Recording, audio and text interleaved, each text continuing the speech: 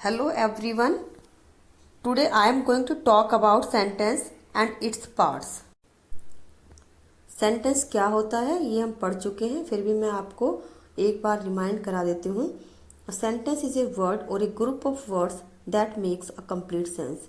Sentence एक word से बनता है या ग्रुप ऑफ वर्ड्स मीन्स बहुत सारे वर्ड से मिलके बनता है, लेकिन उनका कंप्लीट सेंस मीन्स पूर्ण अर्थ होना जरूरी होता है. अब हम बात करेंगे सेंटेंस के पार्ट्स की. सेंटेंस के दो भाग होते हैं. First is subject and second is predicate. What is subject? Subject क्या होता है? सब्जेक्ट मीन्स कर्ता. क्या होता है?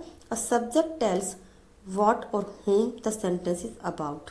सेंटेंस किसके बारे में होता है उसको हम सब्जेक्ट कहते हैं. और predicate tells what the subject is doing and more about the subject. और प्रेडिकेट हमें ये बताता है कि सब्जेक्ट क्या कर रहा है.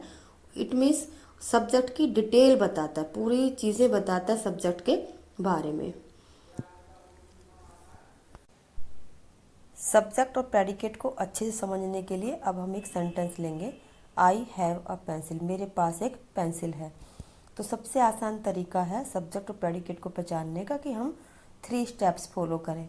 First step is identify the verb. Verb का पता लगाएंगे कि वर्ब क्या है. आई हैव अ पेंसिल, इसमें हैव एक वर्ब है. अब सेकंड थिंग इज हम पूछेंगे हु और what is being talked about. यहाँ पर किसकी बात हो रही है और उसका जो उत्तर मिलेगा वही सब्जेक्ट होगा. तो यहाँ पर देखेंगे कि किसकी बात हो रही है, कौन है जिसके पास पेंसिल है, किसके बारे में बात हो रही है. तो हु और व्हाट का जो आंसर मिलता है वही सब्जेक्ट होता है. तो यहाँ पर आई के बारे में बात हो रही है तो आई यहाँ पर सब्जेक्ट है. तो आई इज सब्जेक्ट और हैव अ पेंसिल यह एक प्रेडिकेट है. वर्ब प्रेडिकेट का ही एक पार्ट होता है. यहाँ मैं आपको एक बात और बता दूं कि नॉर्मली सब्जेक्ट या तो नाउन होते हैं या प्रोनाउन. या तो किसी के नाम होते हैं या नाम की जगह पर जो वर्ड यूज़ किए जाते हैं जिनको प्रोनाउन कहते हैं तो वे प्रोनाउन ही सब्जेक्ट होते हैं. यहाँ पर आई हैव अ पेंसिल, इसमें सब्जेक्ट आई है. आई एक यहाँ पर प्रोनाउन है क्योंकि कोई नाम नहीं दिया गया है. एक चीज़ और क्लियर करेंगे कि जितने भी सब्जेक्ट होते हैं जरूरी नहीं है कि वह एक वर्ड ही हो. ग्रुप ऑफ वर्ड्स भी हो सकते हैं. कई कई वर्ड्स मिलकर भी एक सब्जेक्ट बना सकते हैं. आगे जो भी हम एग्जाम्पल देंगे उनमें आप खुद ही ये बात नोटिस करेंगे. अब सेंटेंस लेंगे द बॉयज़ प्ले क्रिकेट. लड़के क्रिकेट खेलते हैं. इसमें सबसे पहले हम वर्ब का पता लगाएंगे. तो वर्ब यहाँ पर है प्ले, खेलना. अब स्टेप 2 क्या होगा कि हु प्ले, कौन खेलता है. तो उत्तर होगा the boys. It means the boys क्या होगा, सब्जेक्ट. तो द बॉयज़ सब्जेक्ट हो गया और प्ले क्रिकेट ये सारा प्रेडिकेट हो गया. अब हम थोड़ा सा डिफरेंट एग्जाम्पल लेंगे. जैसे मैंने लिया far up in the air was an object. It means इसका क्या मतलब हुआ, हवा में बहुत दूर ऊपर एक ऑब्जेक्ट था, एक चीज़ थी. अब इसमें हम कैसे पता लगाएं, तो वही फर्स्ट स्टेप फॉलो करेंगे. वॉज क्या है, वर्ब को हम अलग कर लेंगे. अब क्या था, क्या चीज़ थी. तो एन ऑब्जेक्ट, एक चीज़ थी उसका नाम नहीं दिया हुआ, एन ऑब्जेक्ट. तो यहाँ पर एन ऑब्जेक्ट सब्जेक्ट है. और far up in the sky was, ये सारा अगर एक साथ मिलाएं तो यह एक प्रेडिकेट है.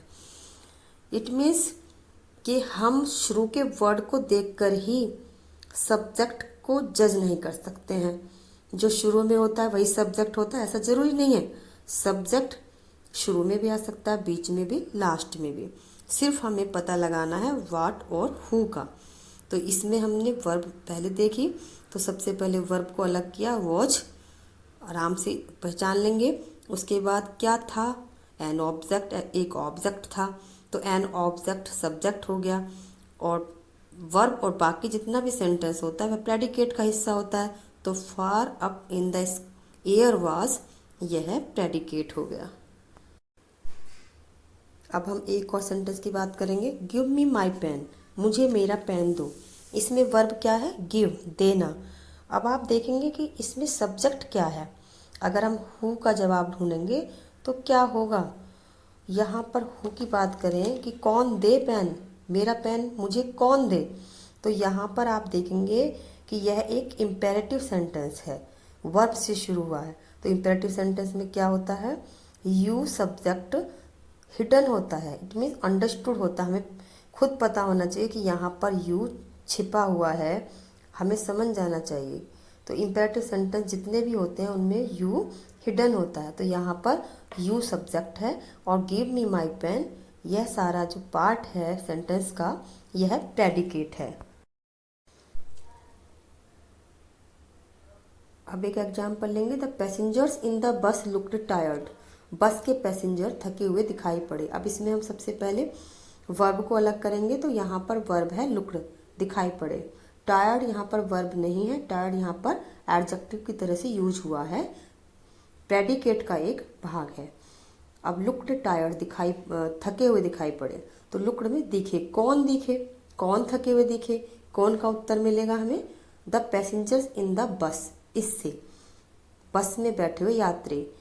द बस भी नहीं होगा, बस थकी हुई नहीं दिख रही थी। द पैसेंजर्स भी नहीं होगा क्योंकि पैसेंजर कौन थे, इन द बस, जो बस के पैसेंजर थे, बस में थे।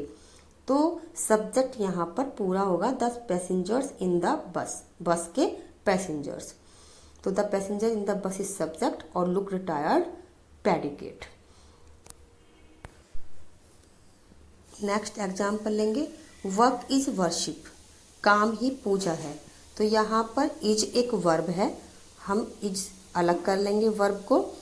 अब कौन या क्या चीज़ है जो वर्शिप है, वर्क। तो वर्क यहाँ पर सब्जेक्ट होगा और इज वर्शिप प्रेडिकेट होगा। इस वीडियो में मैंने आपको पार्ट्स ऑफ सेंटेंस बताए हैं, सब्जेक्ट और प्रेडिकेट। उम्मीद है कि आपको क्लियर हो गए होंगे। अपनी नेक्स्ट वीडियो में मैं प्रेडिकेट को डिटेल में बताऊंगी। If you think my video is informative, please like and share it with your friends. If you have any doubt, feel free to ask in the comments. Soon I'll be here with my new topic. Till then, have a good day.